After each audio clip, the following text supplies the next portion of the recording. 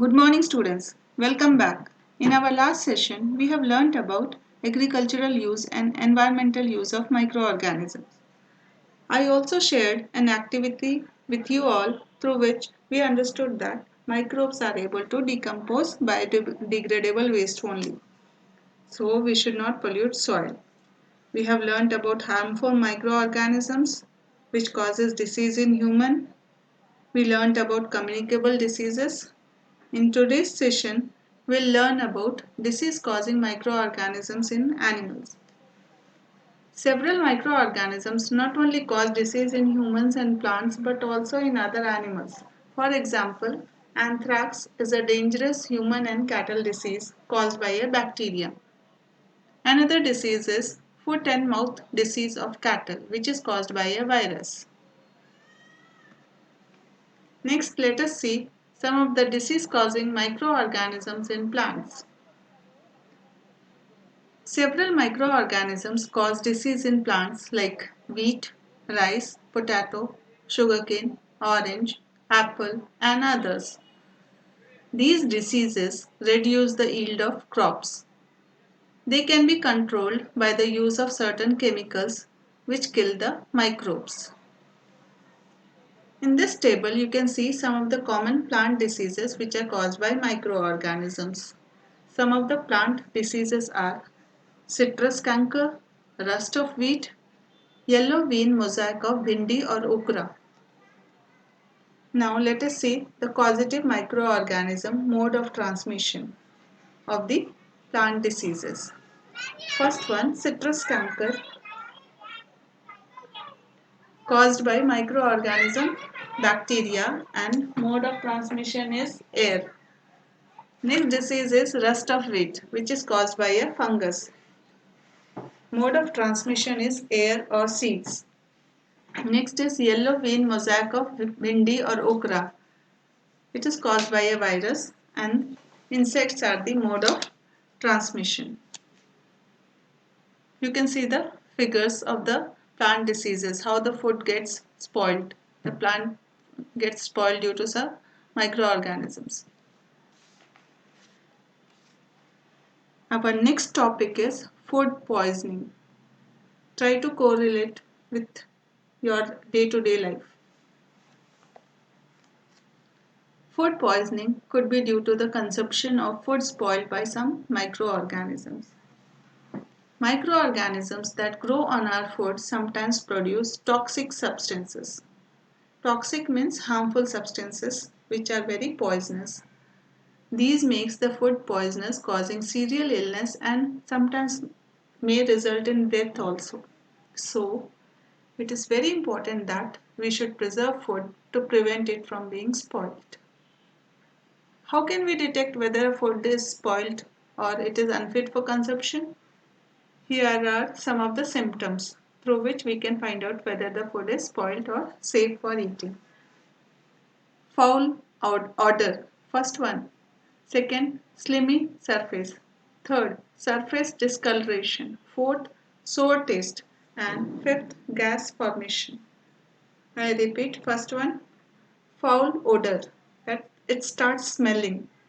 Second one, slimy surface. When you touch the surface of the food item, it is becoming so slimy. Third one is surface discoloration. The color of the food gets changed. Fourth, sour taste.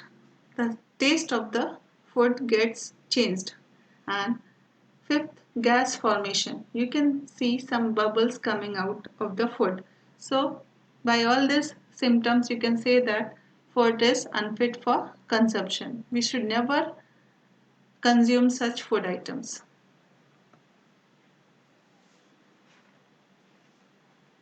Our next topic is food preservation.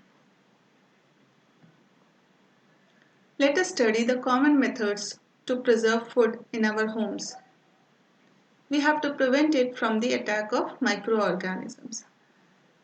Some of the common methods include chemical method, where salts and edible oils are the common chemicals which are generally used to check the growth of microorganisms.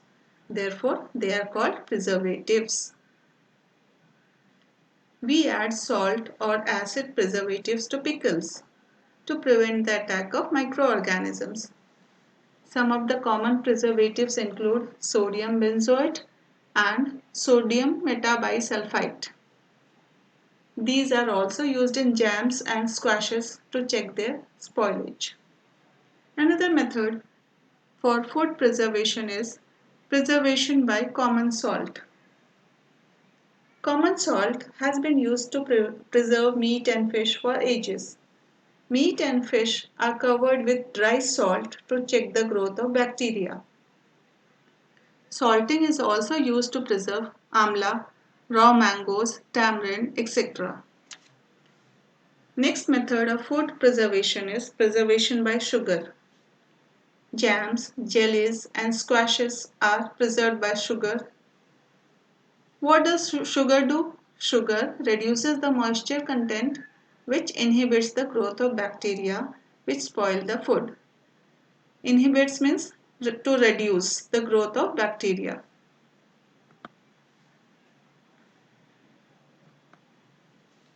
In this picture, you can see some of the methods of storage of food.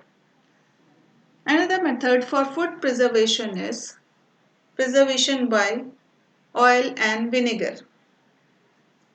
Use of oil and vinegar prevents spoilage of pickles because bacteria cannot live in such an environment. Vegetables, fruits, fish, and meat are often preserved by this method. Our next food preservation method is heat and cold treatments. You all must have observed your mother boiling milk before it is stored or used, isn't it? Why she does so? Boiling kills many microorganisms. Similarly, we keep our food in refrigerator.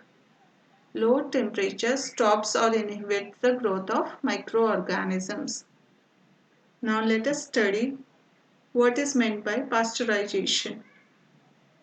The food preservation method that involves heating a foodstuff to a high temperature and then cooling it rapidly is called pasteurization. Last comes storage and packing. These days, dry fruits and even vegetables are sold in sealed airtight packets to prevent the attack of microbes. I hope you understood about food preservation methods.